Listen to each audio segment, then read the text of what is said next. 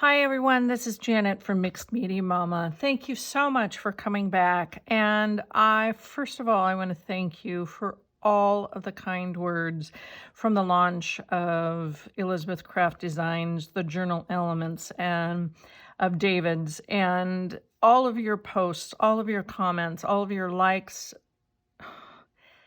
have really overwhelmed me in the most positive, best way. All of you are just fabulous, and I want to thank you from the bottom of my heart. When I started out in this journey a gazillion years ago, probably 20 years ago, you're just never, anyway, you are just the greatest, and you have shown me so much love, so much, it's overwhelmed me and it's brought me to tears in so many ways. And I just thank you. I just thank you. But that's not the reason why I've come. Today is going to be a tutorial. I am working on this cork passport cover. Actually, I was very inspired by else. I've always wondered if anybody has tried to put mixed media or put, zhuzh them up, as I've heard. And she started, and it's like, I'm going to try that. So once the launch is over or is done, I can kind of focus on this. And I wanted to bring you along. I'm in the middle of it. I will tell you my process here. Now, let's start with the cork. The cork cover is very porous. Think of it as a sponge. If once you put any liquid, including ink, on top of it, it will just soak in.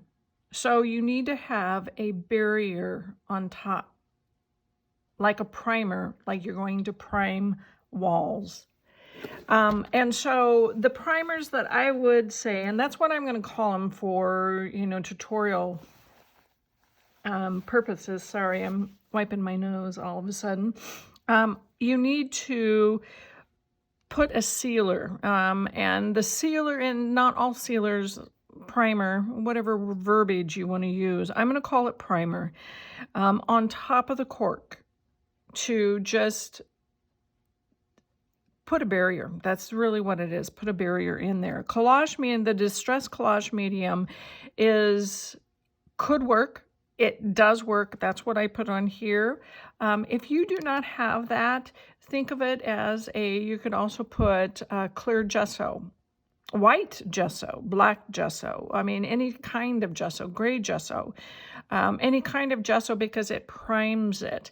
Now, when you put gesso on, it gives it a little grainy feel, so it gives it a little bit more tooth.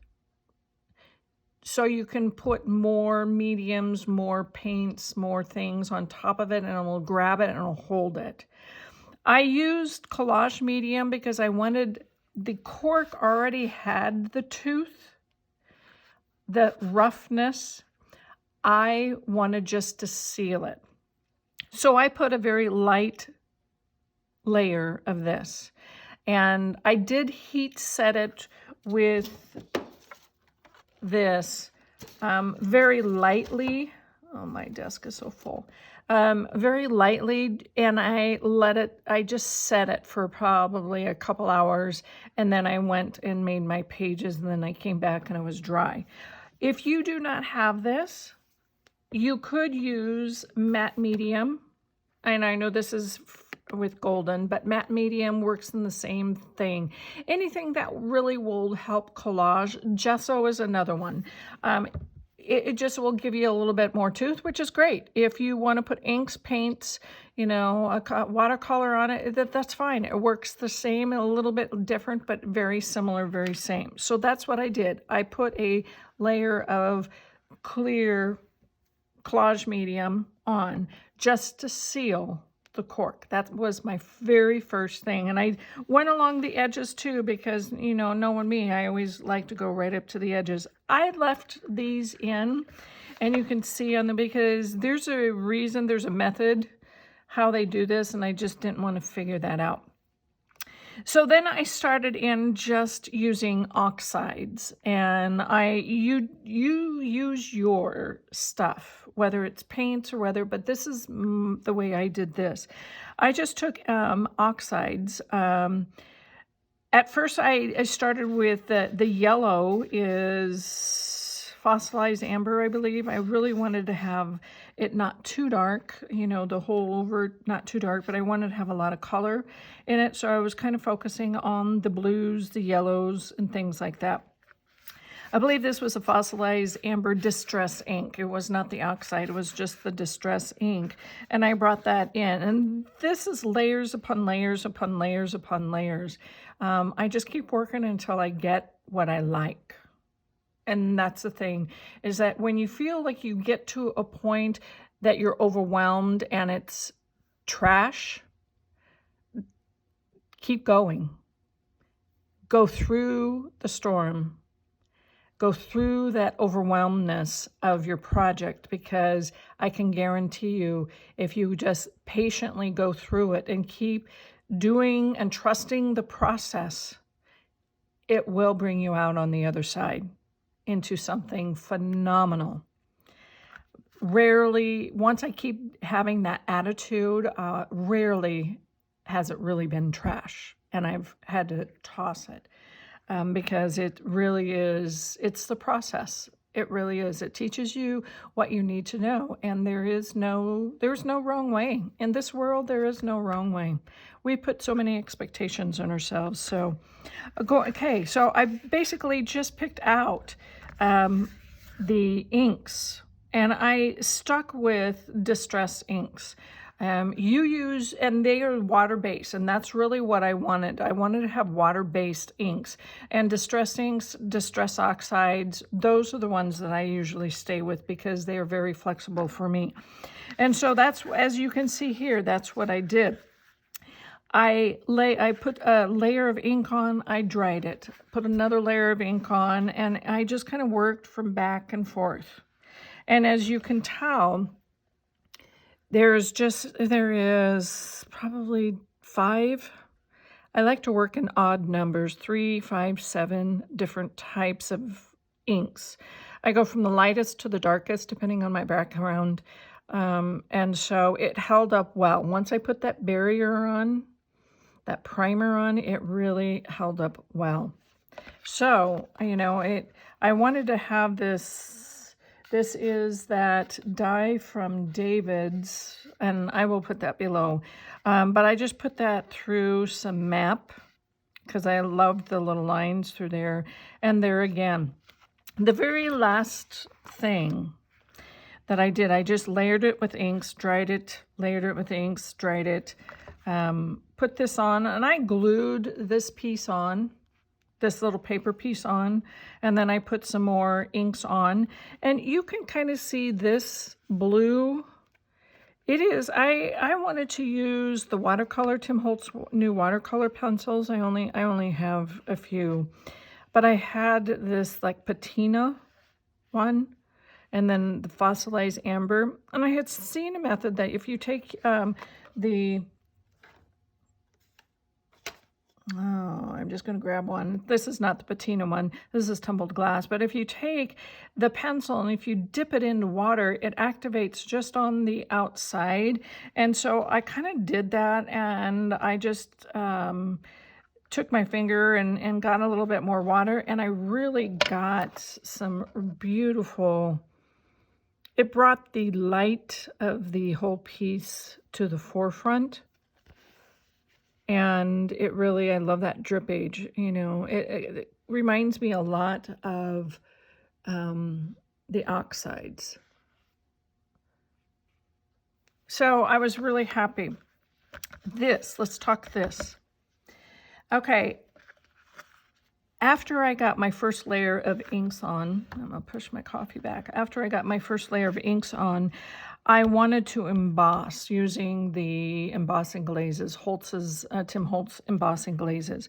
But I also knew I wanted to do it in Rusty Hinge because that kind of keeps the theme of the cork. But I stamped it with black archival ink first, and you can kind of see that black.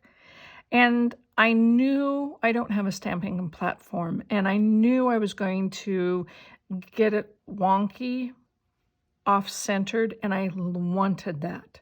So I stamped it in archival black first, and then I cleaned off my stamp, inked it back up with Versamark, because that's the embossing ink that I have, and stamped it again, and then I used the Rusty Hinge embossing glaze.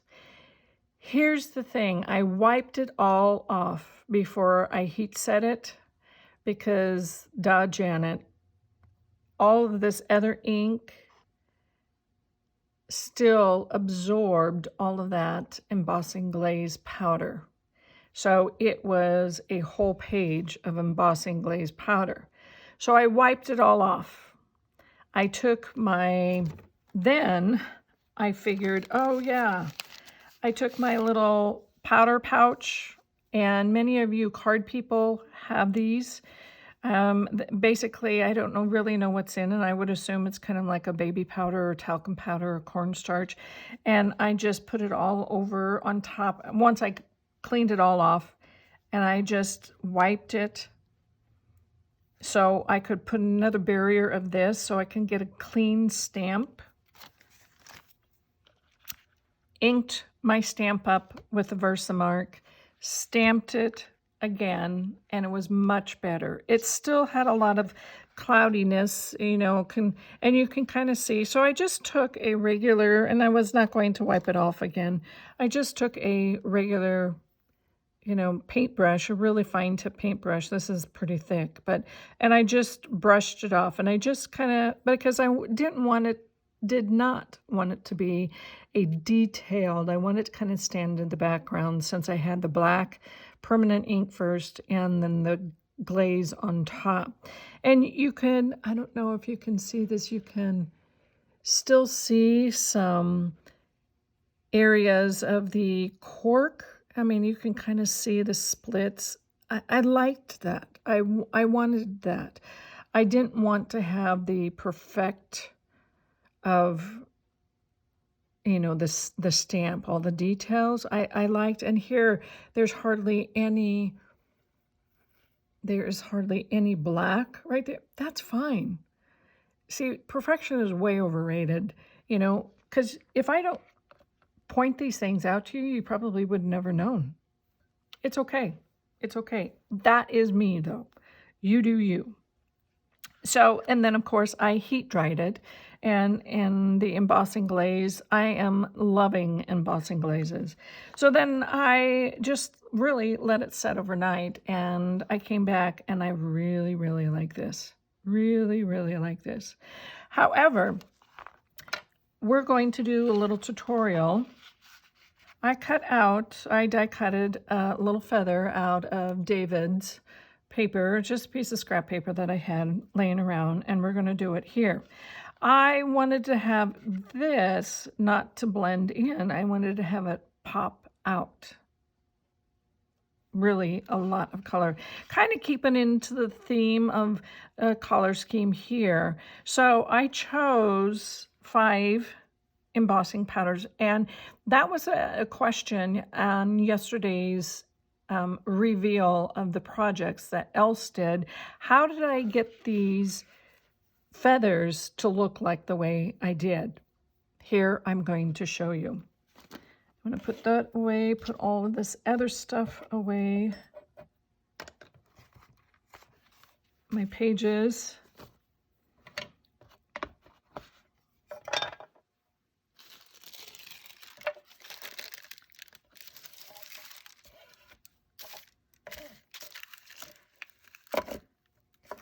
Like I said, I like to work in odd, I'm going to go this way, odd numbers. It just works better for me.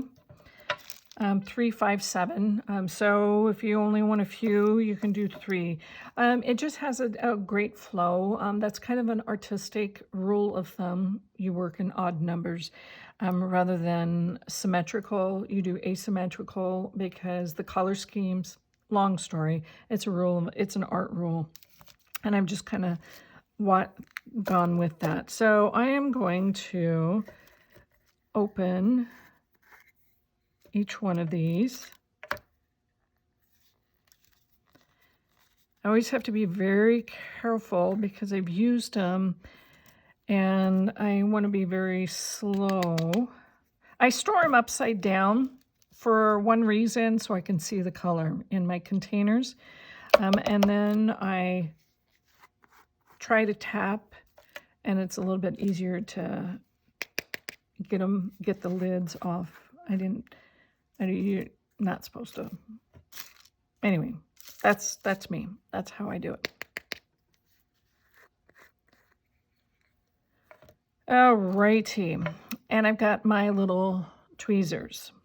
I think I probably will. Another tool of the trade that I use when I'm using all kinds of little things, I've got fat fingers. I definitely have fat fingers, is that I have these little tiny, it's a little baby spoon, but you can get these little collector spoons that are just really tiny, or, you know, things like that. I use that with a lot of the fine embossing powders. It's just me. I need to have tools of the trade that I'm a tool junkie. So I'm going to emboss this up, and I'm going to really try to put a lot of embossing ink on. I like the Versamark. You use what you have. I like the Versamark because it's nice and juicy. And I always look at it just to make sure it's enough, because sometimes I'll go back and I'll re-ink it because I really want it to be nice and thick,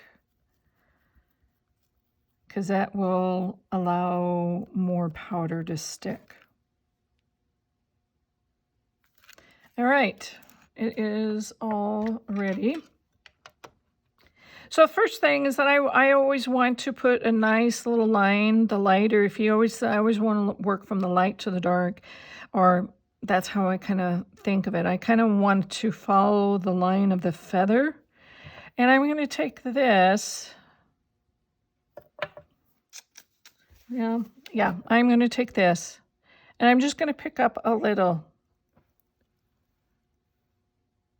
Let's see if I can come in just a bit. I'm going to pull it over just a bit more so you can see it. And I wipe that off. And you may or may not be able to see it. I'm just going to try to follow. Because my fat fingers, if I go in, I've got some embossing ink on it. I'm going to try to wipe it off. If I go in and just do a little tiny pinch, it's kind of hard for me to precisely put it, even in my, and then I have so much on my fingers. So then I'm going to go right into I'm going to put the purple and the blue, the very last, these 3. So I'm going to focus on these 2. Now I'm going to kind of come in maybe with my, and I'm just going to, see, it kind of goes, I'm going to work with it. It's fine.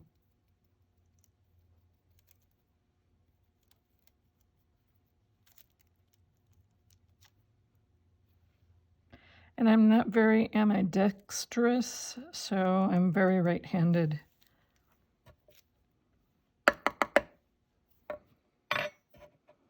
So now I'm going to come in with a little bit of purple, very, very lightly.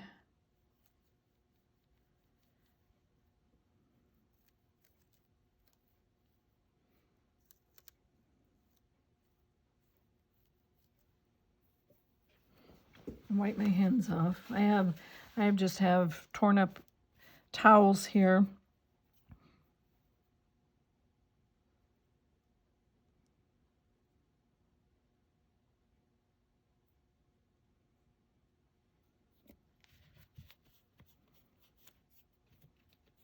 I think I'm going to put a little bit more yellow.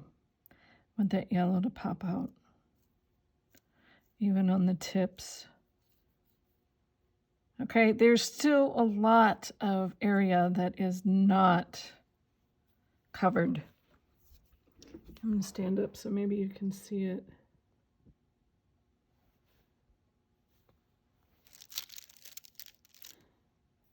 Just is a lot of area. So at this, bring it up, at this level, see, there's just a lot of area that is not covered with embossing glaze. So I'm going to, I really would like to have a little bit more color. So I'm going to be a little bit more heavy with the blue. Make a little bit more purple come in. And you notice I have not used this. This is the darkest. This rust, I know how rust is.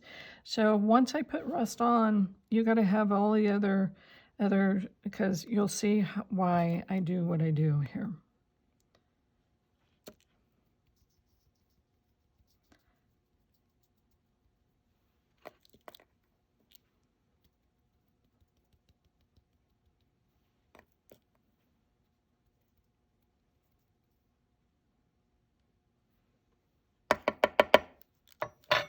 Okay, I'm just going to let it set, close my containers back up.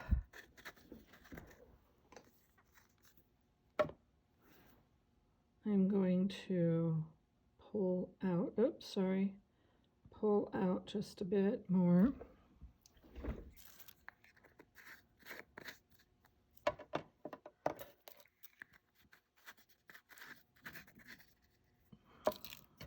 I wanted this to be a short video and it's not, but hey, that's the way it is. So now I'm going to very carefully pick it up.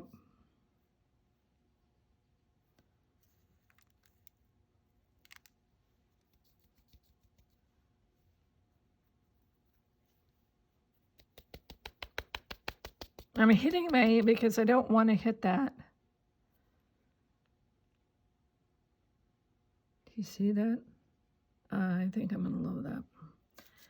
So I'm going to close my paper up and I'll put that somewhere else and I'll use it. And now I will, excuse me for, I'm going to turn my heat gun on. This is the loud one, so please forgive me. I do not know how to edit the sound when this is on, so just excuse me. But I also want you to see how wonderful this is going to look.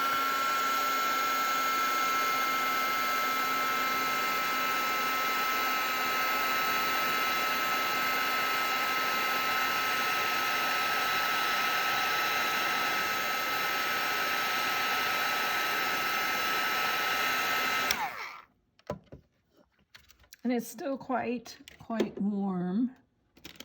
Put my heat gun away.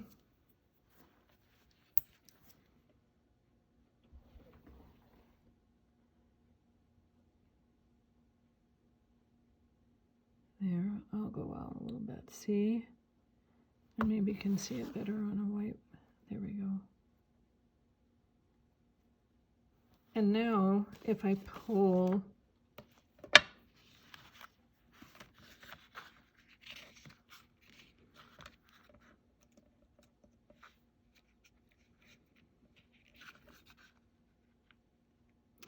and what I may actually do is that it still blends in a little too much with the background. So I may take and I think else called it the background. This is called the overlay, or maybe it's the other way around. I will take the full uncut feather and I may put it rust color, or I may put it as in a purple color to really pull this out. But that is how I do my feathers, or all of my other things. And at this point, if you don't like the color, if you get to a point that you don't like what your project is at this point, you can keep on layering it with color. This is not the end. You can put more ink versus, you know, your embossing ink on and do it another layer, and it will come out a totally different color. But I love the color scheme here. It's just the background that I'm going to have to work on. And that's fine. I'm perfectly happy with this feather. Perfectly happy. So that is how I do my feathers. That's how I do my flowers, all my other things. Thank you very much, and like and subscribe. Comment down below and what else that you would like me to do in the mixed media, and we'll see you next video. Take care. Thanks a lot. Bye-bye.